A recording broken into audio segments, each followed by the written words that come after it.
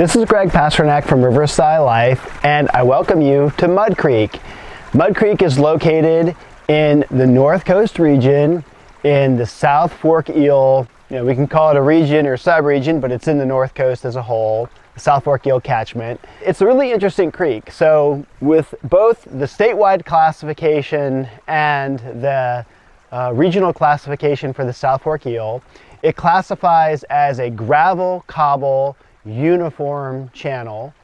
They differ in the confinement, with the regional classification saying partially confined, the statewide classification saying confined. What matters though is that once again the site is pretty entrenched, and that is what I've seen a lot throughout California on these journeys so far.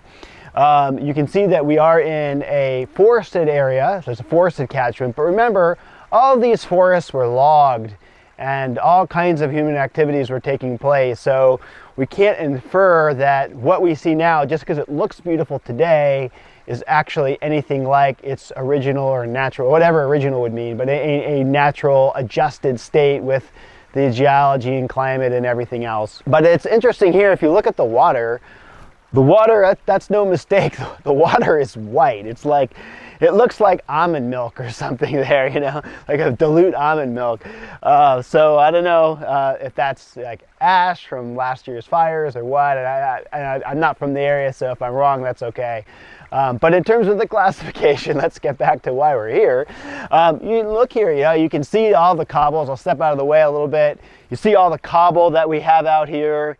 So yeah, predominance of cobble. The slope is almost 2%, so it is moderately steep.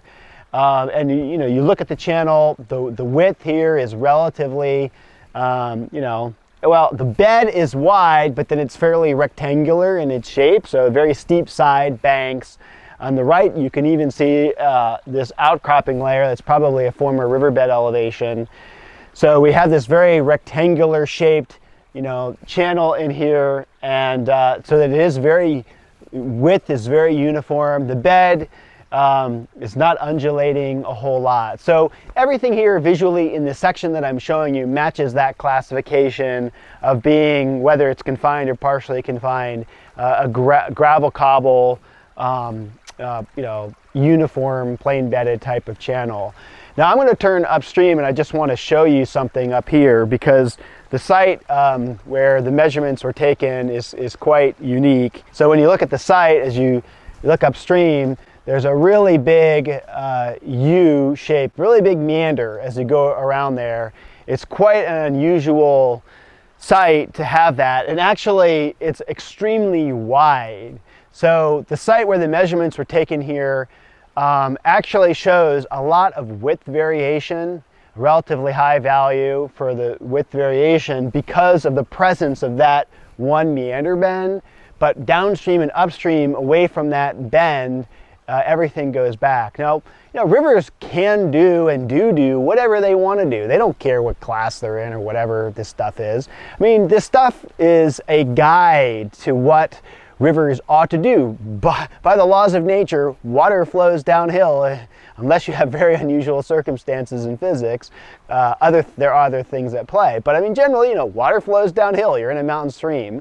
So the classifications account for the majority of what makes the site normal, what makes a river in this setting.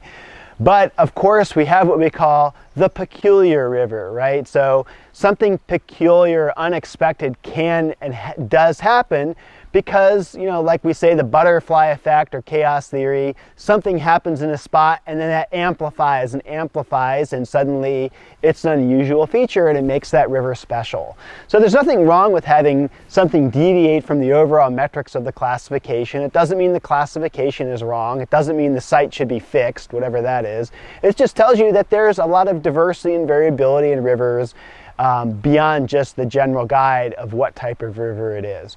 So at this site, you've seen two things. You've seen a fairly traditional, classic, steep, cobble-bedded, plain bed river, but we've also seen that even in a mountain setting, that partial confinement gives it enough width here that it actually can have a meander bend and show some pretty unique attributes too. Okay, so welcome to Mud Creek.